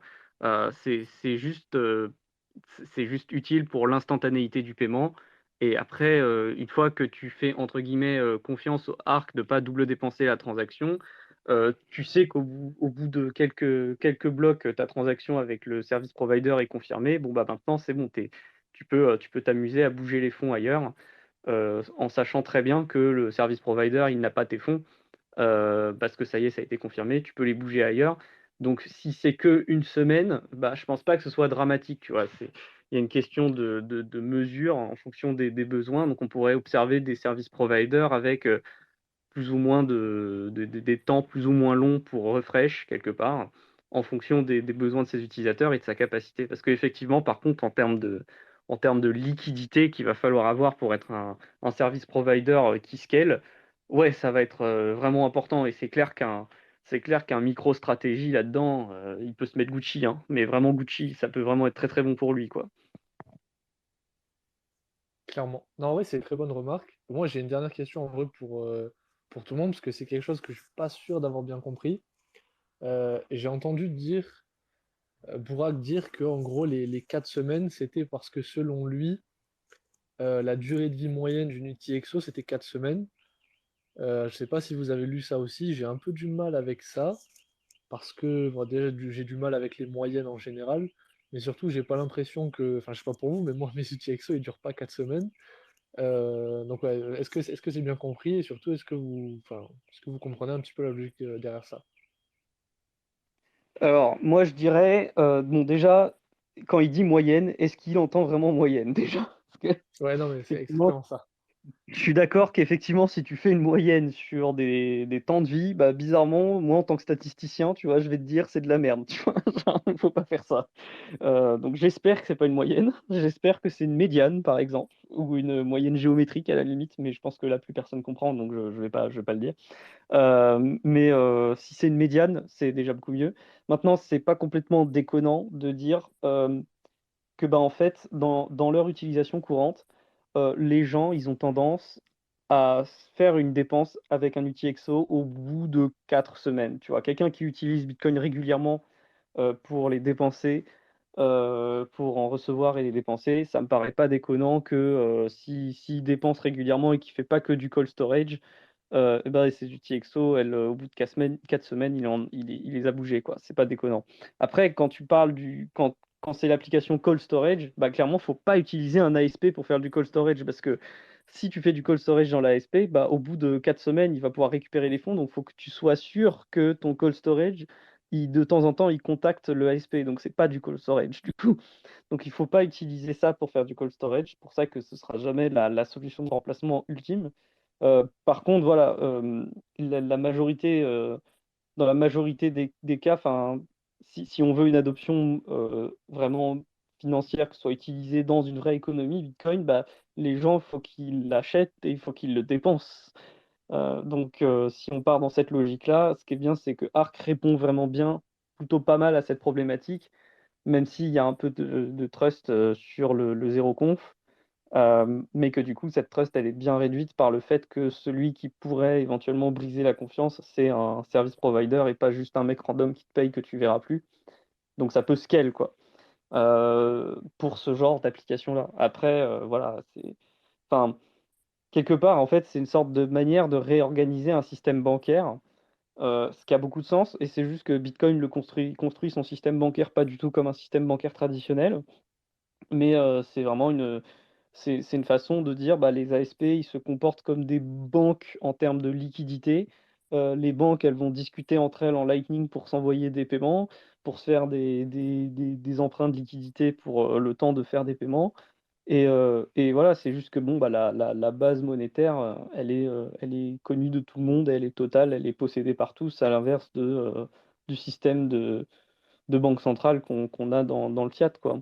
Donc c'est pas, c'est juste que ça répond à un certain type de problème qui clairement doit être adressé si on veut que ça ait une valeur, que ce soit utilisé dans une économie, quoi. Après, est-ce que c'est la bonne solution? Bah, ça, je saurais pas dire. Voilà, ça se trouve, il y a d'autres solutions qui sont bien mieux. Il y a une inflation, parce que là, on parle de Arc, mais il y a eu d'autres choses qui ont été proposées à Bitcoin Miami en utilisant les Covenants. Il y a des trucs genre Enigma ou je sais pas quoi, enfin, plein d'autres solutions. Euh, donc là, on va avoir un peu l'effet explosion cambrienne d'idées. Il y en a très peu qui vont rester parce que évidemment, il faut que Bitcoin fasse une soft fork avec des covenants pour que ça se fasse.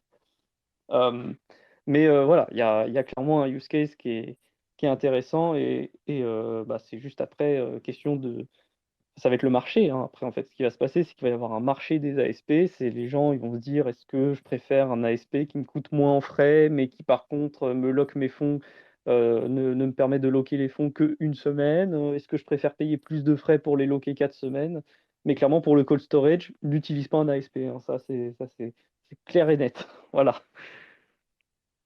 Fanny, c'est ce qui ne serait pas finalement temps d'abandonner le garage Solana et faire le FA-SP et proposer un peu des services 100% français? Moi, je serais le premier client. Non, mais clairement, je pense on va pouvoir réutiliser les serveurs Solana pour gérer, pour bootstrap plein de ASP français, hein. Je pense que c'est ça la marche à suivre. Et d'ailleurs, parfaite transition, parce que là, j'y pensais quand Panta, tu parlais du fait que le fait que ce soit le ASP justement qui peut double spend et pas la personne qui m'envoie le paiement, ça permet de déplacer le risque, enfin, en tout cas de le réduire.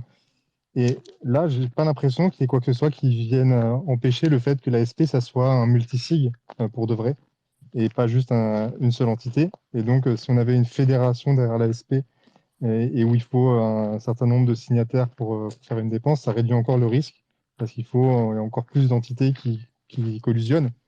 Et puis, enfin voilà, du coup, ce serait un peu du liquide, mais en mieux, j'ai l'impression.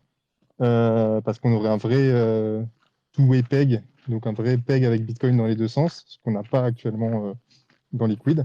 Mais ce qu'on aurait, en fait, à mon avis, dans Liquid, si on avait des covenants on-chain, donc on revient même sur le problème que Arc, c'est génial, mais finalement, c'est parce que ça part du principe qu'on a les covenants, et tout devient vachement mieux avec les covenants.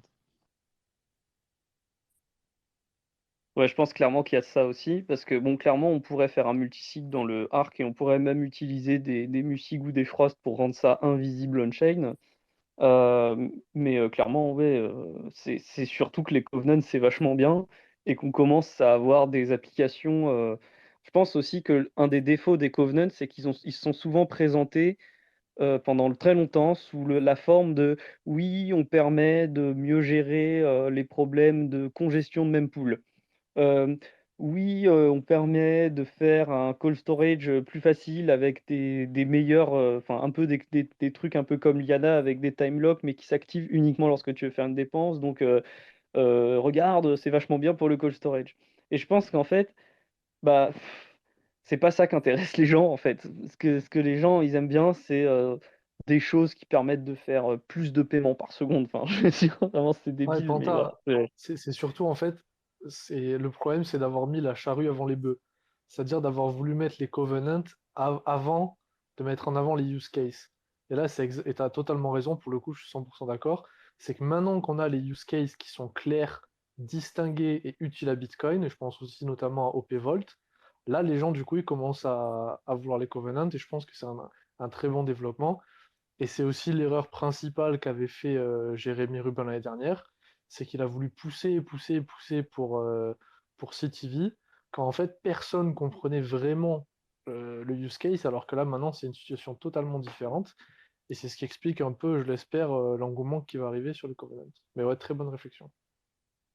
Mais ouais, ce qui est terrible pour Jérémy, quelque part, parce que je peux comprendre que lui, il soit un peu burn-out par tout ce qui s'est passé, c'est que quelque part, il avait vraiment fait l'effort sur son site de BIP 119, là, il avait vraiment fait l'effort de montrer plein de use cases. Mais à chaque fois, c'était des use cases qui étaient vraiment centrés sur plutôt la gestion du cold storage ou vraiment des edge cases de congestion de mempool pour batcher des transactions et tout. Et au fond, bah là, Arc finalement fait la même chose, hein, quelque part. C'est une gestion de congestion de mempool, sauf que bah, c'est plus clair, qu'on comprend que oui, bah en fait, c'est que on te permet de faire du zéro conf mais sans le mettre on-chain. Et en fait, on voit que ça permet une solution de scaling. Parce qu'en fait, je pense que la demande des gens, c'est avant tout du scaling. Parce que je pense que bon, l'argument réel de dire que même avec Lightning aujourd'hui, Bitcoin ne pourrait pas accueillir la planète entière, je pense qu'il est réel. Et je pense que c'est pour ça que les gens, ils ont beaucoup plus réagi sur Arc en se disant, ah ouais, les Covenants, ça permet en fait de scale super bien et tout. Et je pense que les gens réalisaient pas trop. Donc bon, voilà, merci au marketing de Burak, hein. Donc il aura au moins, clairement, il aura ce mérite-là d'avoir lancé un peu le truc dans la communauté sur, ah ouais, les Covenants, en fait, c'est important, les gars. Donc c'est très bien, merci à lui. Maintenant, ça serait bien aussi qu'ils mettent les spécifications du protocole. Je pense aussi qu'il a voulu, je pense qu'il a voulu profiter. Enfin, je pense qu'il a eu raison quelque part de faire un gros marketing pour recruter en fait des têtes pensantes du jus de cerveau pour travailler là-dessus. Je pense que là maintenant, il doit être assez bien équipé. Euh, voilà, je pense que comme on a dit, ça peut mettre un micro-stratégie hyper Gucci, ce genre de solution. Ça pourrait les faire devenir le futur de la finance, pourrait devenir la plus grosse banque, entre guillemets, banque au système Bitcoin, donc c'est-à-dire ASP, quoi, et se faire des frais de malade, parce que bah, ils auraient le contact auprès des institutionnels, donc ils traiteraient des gros volumes, donc clairement des grosses commissions. Donc je pense que là, il va pas avoir de problème à trouver des financements pour avancer. Donc c'est bien. Maintenant, il faut faire le boulot maintenant. Voilà.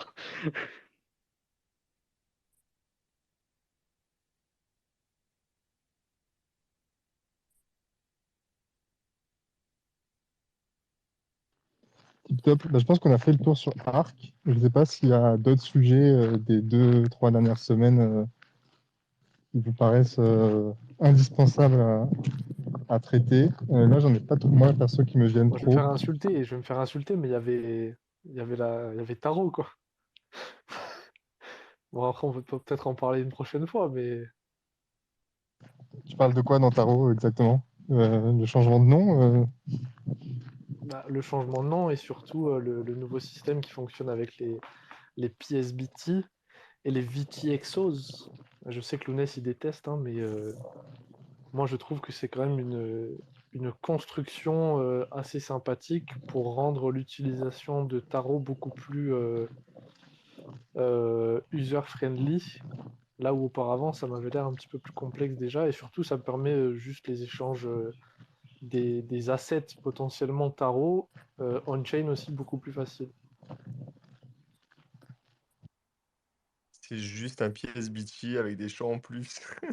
Et voilà, le rageux.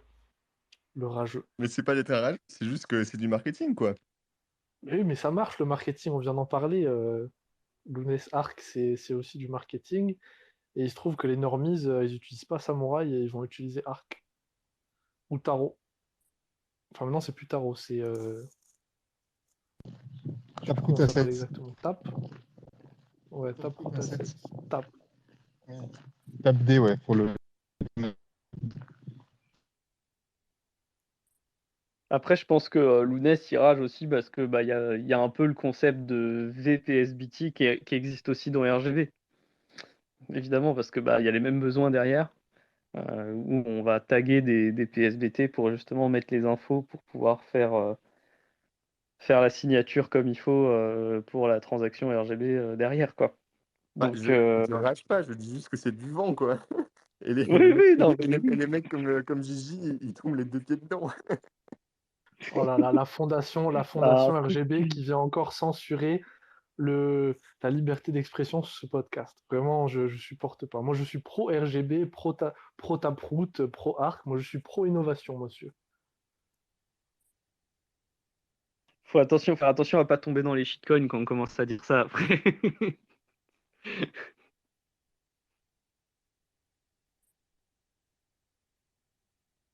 Bon, après, moi, je l'ai toujours dit, hein, si le volume de valeur de USDT veut se ramener pour faire des transaction fees sur Bitcoin, moi, il n'y a aucun souci. Ça ne changera pas mes habitudes, mais ça rendra Bitcoin plus powerful, quoi. C'est comme ça que je le vois. On a déjà discuté de tout ça. Je suis pas sûr qu'on en ait vraiment discuté à fond, mais bon, je suis pas en désaccord. Voilà. On aura l'occasion d'en rediscuter, je pense.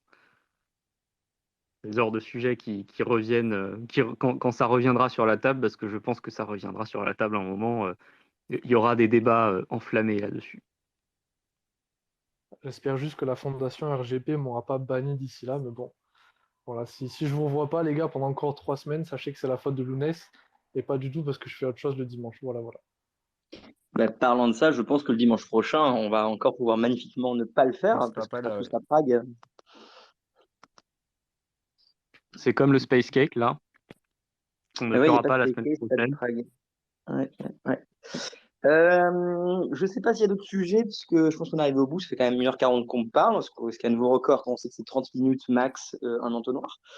Peut-être le dernier truc que moi j'ai comme sujet, mais à mon avis on l'aura plutôt dans 2 semaines, c'est que du coup il y a la MVP de la nouvelle version de l'université, donc l'université souveraine, en gros l'Académie DB qui sort en bêta prochainement. Et voilà, donc on en parlera probablement la prochaine fois. Mais en tout cas, bravo à Muriel et Lounès qui bossent comme des tarés, plus Asio et plus beaucoup d'autres, pour qu'on ait un prototype à Prague. Donc théoriquement à Prague, vous pourrez voir les premiers prototypes MVP.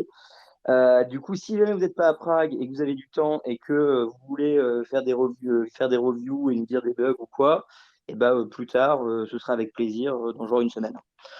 Vu qu'on fait pas d'entre-noirs, au moins ça c'est dit. N'hésitez surtout pas à nous DM si vous voulez tester le bidule. Voilà, Fanny, si t'as pas d'autres sujets, je te laisse clôturer et c'est toi qui me dis. Yes. Moi, j'ai pas d'autres trucs, non, effectivement. Du coup, merci beaucoup à tout le monde pour nous avoir suivis ce soir. J'ai l'impression qu'on était assez nombreux pour cette reprise et cet épisode 69. Voilà, ça se Comme fait. par hasard. Comme par hasard, ouais. Il Du fallait coup, que ça bah, passe, pour... je me suis demandé si on allait la voir. J'étais vraiment curieux de savoir si on allait la faire. J'attendais aussi voir un peu voilà, s'il y avait des esprits créatifs parmi nous. Finalement, ça a été plutôt sage ce soir.